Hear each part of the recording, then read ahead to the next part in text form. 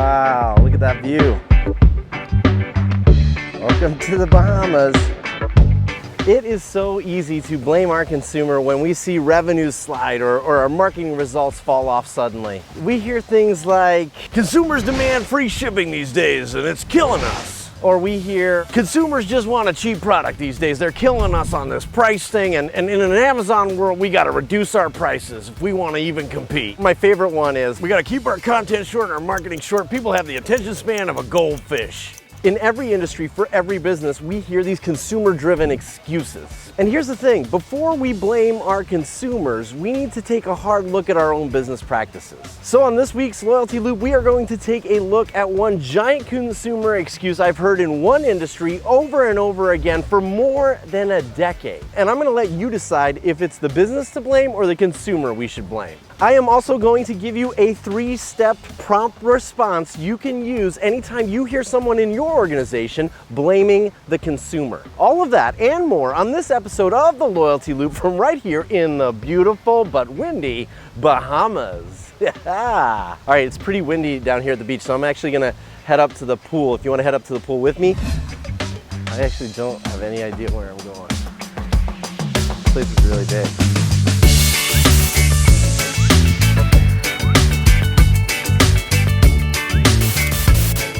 All right, here's the deal. I found a nice quiet spot by the sanctuary pool so we can talk about some real issues, because in the publishing business, there is one excuse I hear all the time. People don't want print magazines anymore. They just want everything digital. They won't even pay for a print magazine, and it is killing us. And they're not wrong. I mean, these print publishers are watching their print subscriber base drop every single year for sometimes as long as a decade.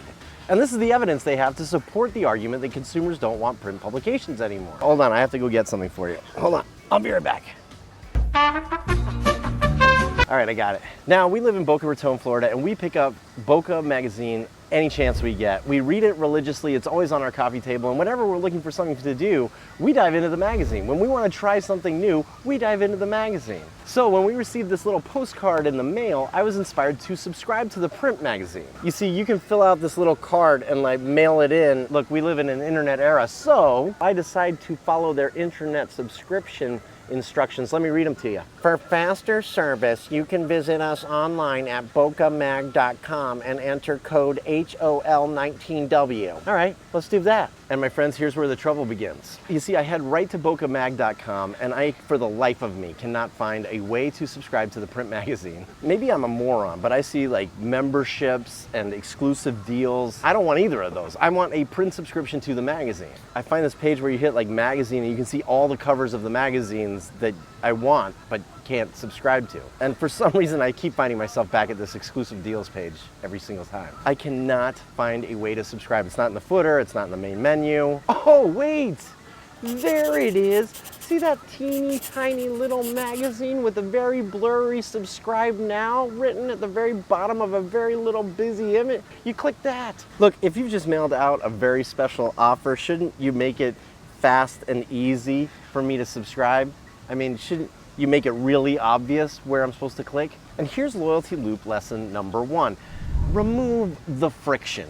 Before you start blaming the consumer, have you taken the time to remove the friction after every moment of inspiration? You see, you've got to get me from my moment of inspiration to my moment of commitment as fast as possible. Are you doing that? Just because it's a best practice or industry standard doesn't mean it's the way it should be done for the consumer of today. Okay, look, so I've got to the subscribe page and I start filling out the form fields. It's a long form because you got to put in your address and all that stuff. No big deal. I expect this. Now I get to the bottom of the page where it says enter your code. I enter the code and wait a second, boom.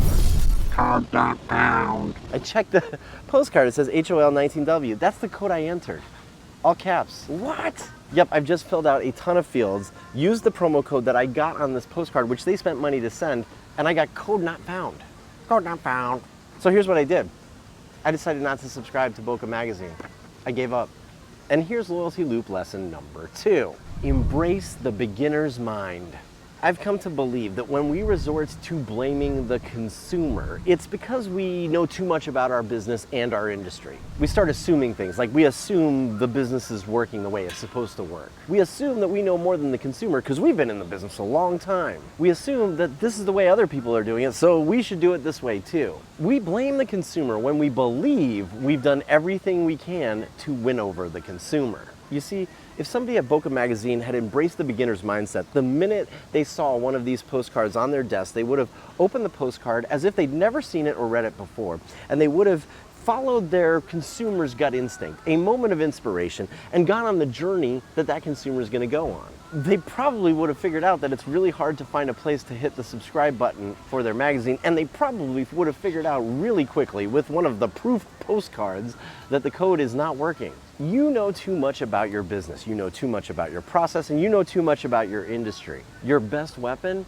is your beginner's mind. And if you can't embrace it, that's okay. Go find someone who's never seen this postcard before, never been to your website, and ask them to read the postcard and just show you what they do if they wanted to subscribe.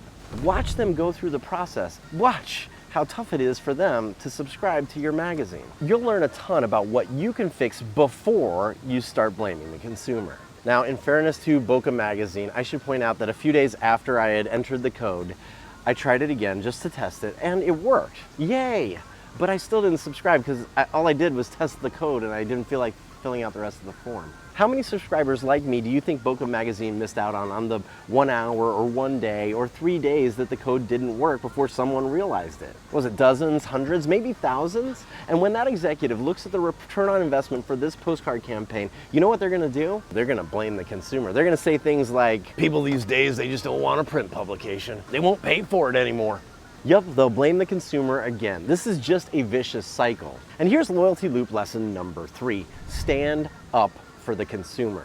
Anytime you hear someone in your organization blaming the consumer, I want you to follow this simple 3-prompt process with them. Number 1, acknowledge their right. You know, look, consumer behavior has changed a ton in the last 10 years, 5 years, 2 months. You might say something like, you're right, Debbie. Consumer behavior has changed a ton in the last 2 years. Number 2, float a possibility. Ask them if it's possible that the rate of consumer change has outpaced our ability to change with them. You might say something like, Debbie, is it possible that consumers have changed faster than we have? And then number 3, and this is the most important part, invite them on a journey. Invite them to work with you to make some small changes fast to catch up with the consumer. You might say something like, hey Debbie, would you be willing to spend a few minutes to work with me to find some ways that we can make some small changes fast to catch up with the consumer of today? And if the answer to those last 2 questions is yes, all you have to do is remember loyalty loop lesson number 1 and number 2 from this episode. Number 1, look for opportunities to remove friction between the moments of inspiration and their moments of commitment. And 2, embark on the journey with a beginner's mind. Okay, my friends, next week we're gonna be in Boise, Idaho. It's gonna be a lot colder than this, so we're gonna soak up the sun and we're gonna work on another episode of the Loyalty Loop. So don't forget to subscribe right now if you don't wanna miss next week's episode. It's gonna be a lot of fun and you'll get every single episode of the Loyalty Loop before anyone else in the world. For now, take a few minutes to do a little self-reflection. When's the last time you blamed the consumer? We've all done it. No one's immune to it. I've done it. Next time, before we blame the consumer, let's do a little self-reflection. I'll see you next week in my Loyalty Loop. Maybe I'll actually get a pen and fill out the analog card and see if I get a subscription, because I can get 1 year for only $24.95 and give a gift at no additional cost.